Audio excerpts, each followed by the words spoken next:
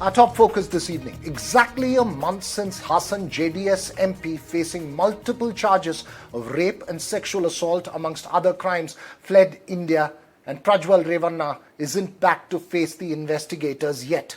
Instead, he released a video today claiming he will appear before the investigators on the 31st of May at 10 a.m., a day before the last phase of polling begins. It's been a month since the first FIR was registered against him, and his video comes in the midst of repeated and embarrassing questions over why and how the entire system has failed to force a sitting MP facing rape charges to face investigators at the least. Prajwal's video comes days after his grandfather, former Prime Minister H.D. Devagowda, released a letter warning him to be back.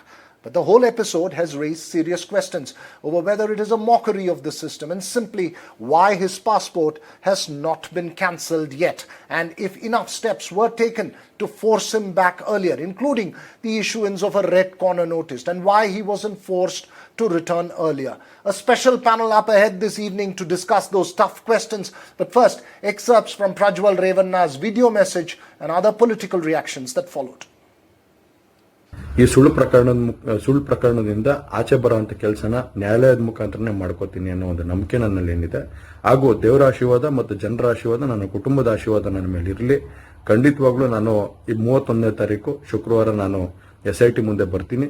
ಬಂದ ನಂತರ ನಾನು ಇದಕ್ಕೆಲ್ಲದಕ್ಕೂ ಕೂಡ ಇದಕ್ಕೆ ತಲೆ ಎಳೆಯುವಂತ ಕೆಲಸನ ಮಾಡ್ತೀನಿ. ನನ್ನ ಮೇಲೆ ನಂಬಿಕೆ ಇರಲಿ ಅಂತ ಹೇಳಿ ನಿಮ್ನೆಲ್ಲರನ್ನು ಕೋರ್ತಾ ನಾನು ಧನ್ಯವಾದ ಹೇಳಕ್ಕೆ ಇಷ್ಟಪಡ್ತೀನಿ. ಧನ್ಯವಾದ.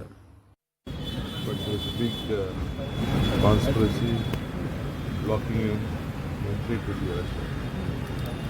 Central government is not open to that. We can do anything in the state and India. As far as outside is concerned, central government has to. I think already my home minister has reacted. Sir, are you going to Delhi, sir, about the MLC list? Party president is my bound duty. ನಮ್ಮ ರಾಷ್ಟ್ರೀಯ ಅಧ್ಯಕ್ಷರು ದೇವೇಗೌಡರು ಮತ್ತು ನಾನು ಎಲ್ಲೇ ಇದ್ದರೂ ಬಂದು SITಗೆ ಹಾಜರಾಗಿ ತನಿಖೆಗೆ ಸಹಕಾರ ಕೊಡಬೇಕು ಅಂತಕ್ಕಂಥ ಒಂದು ದೇವೇಗೌಡರು ಎಚ್ಚರಿಕೆಯೂ ಕೊಟ್ಟಿದ್ದಾರೆ. ನಾನು ಒಂದು ಮನವಿನೂ ಮಾಡಿದ್ದೆ ಮತ್ತು ಕಾರ್ಯಕರ್ತರಿಗೆ ಗೌರವ ಇದ್ದರೆ ತಕ್ಷಣ ಬರಬೇಕು ಅಂತಕ್ಕಂಥ ಒಂದು ಮನವಿಯನ್ನು ಮಾಡಿದ್ದು. ಅದಕ್ಕೆ ಹೋಗೊಟ್ಟು ಬರ್ತಾ ಇರ್ತಕ್ಕಂಥದ್ದಕ್ಕೆ ಇವತ್ತು ನಮಗೂ ಸ್ವಲ್ಪ ಸಮಾಧಾನ ಇದೆ ಅಂತ ಏನು ಹೇಳಿದ್ದಾರೆ. ಅದನ್ನು ನಾನು ಸ್ವಾಗತ ಮಾಡ್ತೇನೆ. ಯಾಕೆಂದರೆ ನಾವು ಈಗಾಗಲೇ ತಮಗೆಲ್ಲ ಗೊತ್ತಿದ್ದಾಗೆ ಕರ್ನಾಟಕದ ಇತಿಹಾಸದಲ್ಲೇನೇ ಇಂಥ ಒಂದು ಘಟನೆ ನಡೆದಿರಲಿಲ್ಲ ಅನ್ನುವಂಥದ್ದನ್ನು ಇಡೀ ಜನತೆ ಮಾತಾಡ್ತಕ್ಕಂಥ ಈ ಸಂದರ್ಭದಲ್ಲಿ ಅವರನ್ನು ಕರ್ಕೊಂಡು ಬರಬೇಕು ಅಂತ ಹೇಳಿ ಎಲ್ಲ ರೀತಿಯ ಪ್ರಯತ್ನ ನಡೀತಾ ಇತ್ತು.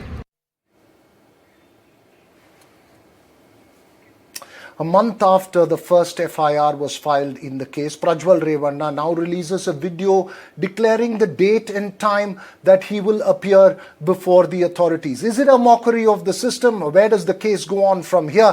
Joining us this evening, a very special panel. Brinda Adige, social activist from Bengaluru; Sanjay Sahai, former ADGP of Karnataka, who's also a cyber crimes expert. We also have with us Lavanya Balal of the Congress party, as well as Rajalakshmi Joshi, who supports the BJP and JDS as a political analyst. Thank you all for joining us. My first question to you, Brinda Adige. A month later, Prajwal Revanna now says 31st of May, 10 a.m., I will appear before the investigators. What do you make of it? What can anybody make of it, must make of it, is he's making a mockery of the state agencies, the SIT, and the victims and their families. He's insulting everybody. Who gave him permission that he can come on 31st of May? Who is he? He's an elected representative. He is making a mockery of the taxpayers because of whom he is also enjoying in Germany. And he talks about conspiracy theories. He is the one who has made all of this conspiracy. 22nd April, all the videos were out. He goes on the 26th. So he has pre-planned, well-planned to abscond from here. A year before that, he has already taken a stay order so that none of these videos are published. What nonsense is he talking? He's absolutely making a mockery of all of us, insulting all of us, and making a joke of the entire state of Karnataka and its citizens. Rajalakshmi Joshi, who is to be held responsible for this in this case? Has there been a strong reaction from all quarters to ensure that he faces the authorities? And he declares 31st of May, a day before the last phase of polling. The coincidence cannot be missed here.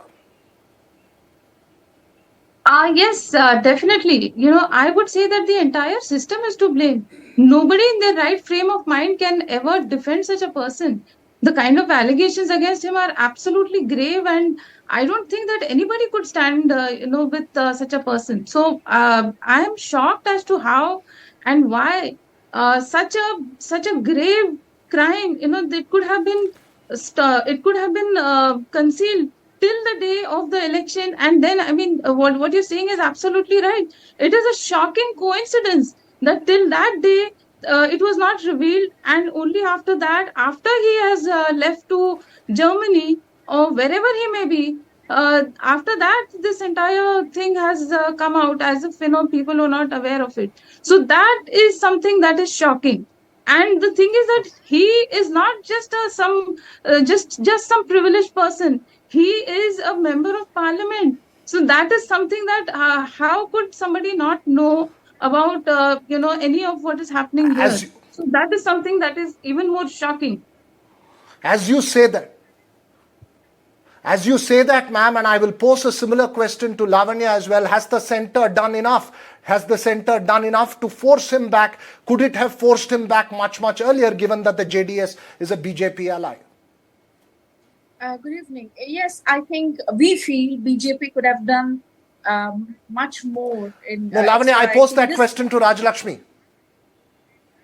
Yes. See, what I feel is this in this case, I don't think that there should be any buck passing, because very frankly, in his earlier term, he was a member of parliament from the UP, and he was somebody who was in alliance with the Congress. So they cannot just shrug off the whole thing and say that we did not know.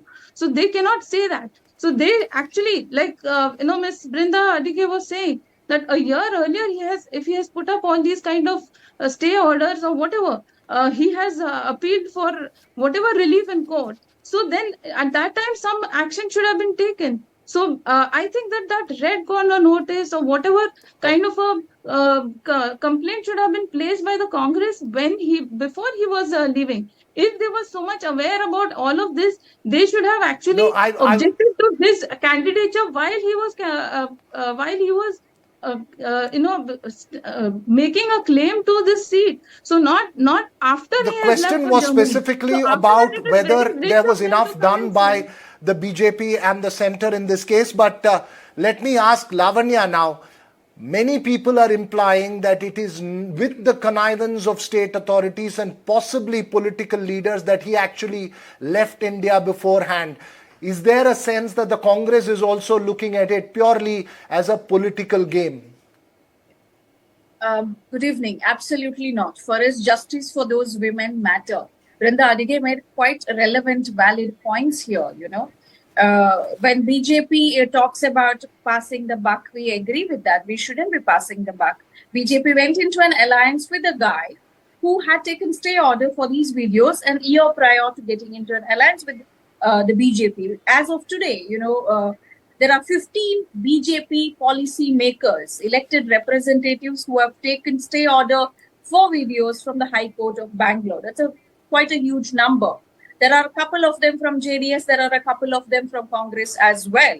So when we talk about we should take action against all of these people, we also need to see what does the law say about these stay orders, right? In all its wisdom, the courts have given them stay orders for all of these videos. Yes, if you look at the Home Minister's statement today, he says we have not the question was the state government complacent in letting him leave India in the first place? Absolutely not. Was the state government complacent in letting him leave India in the first place? A, and B, should the prosecutors and the Congress been far more aggressive in demanding his return, which I believe they haven't been? First of all, the Congress government, let me be very clear, CM has written 2 letters to the Prime Minister of this country, and our SIT has written a letter asking his passport to be cancelled. Until date, We have not received, the state government mechanism has not received a written response from the central union government. Of course, the Minister of External Affairs has commented about this with the press, but officially there has been no response to the government of Karnataka. Right now, we know they have sent a show cause notice to this particular former MP and the candidate saying, hey, why shouldn't we cancel your passport? That is the action that has been taken by the central government right now. We feel they could have done much better because they have intelligence in their hands. We don't believe that intelligence failure has happened, and we trust our police officers, we trust our legal system, and I'm sure they're doing a great job, and they have been diligently doing their duty at this point of time.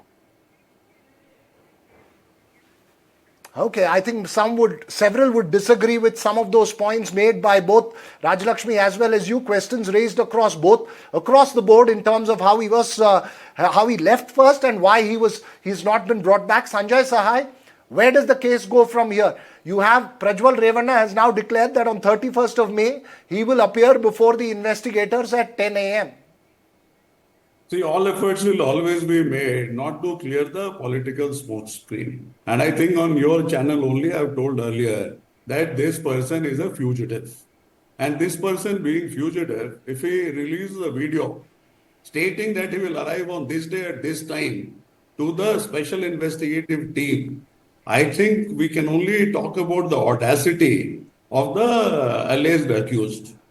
Now, if you get into the backdrop of this whole exercise, a gag order 1 year back, the tapes getting released, no suo motu case either by the police or by the judiciary or judicial administration. And then this fellow escapes. And it's only after that this whole hullabaloo happened.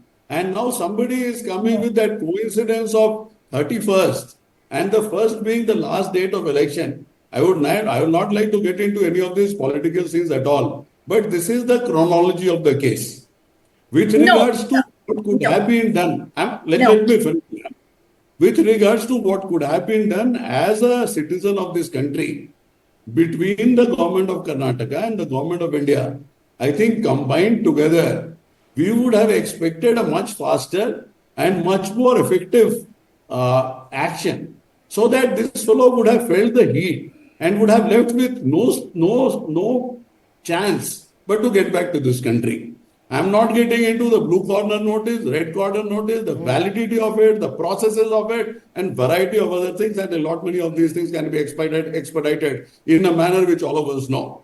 And then finally coming to some clash of dates between government of Karnataka and Minister of External Affairs and 21st of June and all that.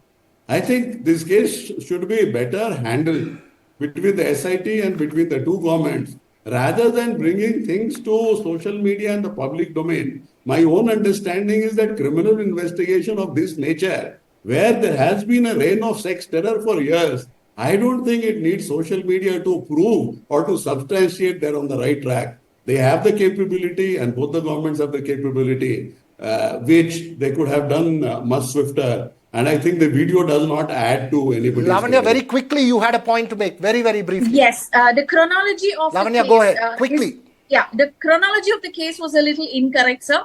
The chronology of the case is such that he left India before SIT filed a case against him. SIT was just being formed that night and he left that night. In the morning, the evening, the SIT...